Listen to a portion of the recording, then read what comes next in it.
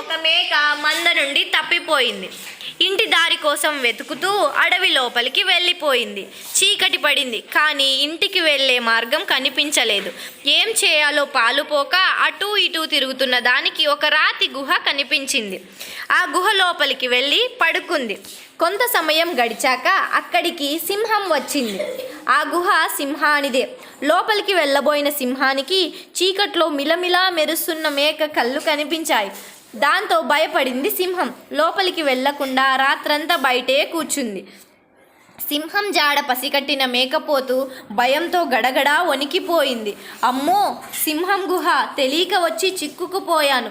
దాని కంట్లో పడితే ఇంకేమైనా ఉందా? గుటుక్కున మింగేయదు, ఎలా ఆపద నుండి గట్టెక్కేది అని ఉన్న చోటే కూలబడిపోయింది మేకపోతు. తెల్లవారింది. మేకపోతు దడదడలాడుతూనే గుండెని చిక్కబట్టుకుంది.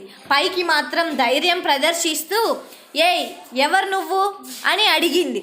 ఆ గద్దింపు వినగానే సింహం భయంగా, అయ్యా, నీ అడవికి రాజుని, తమరెవరు అంది.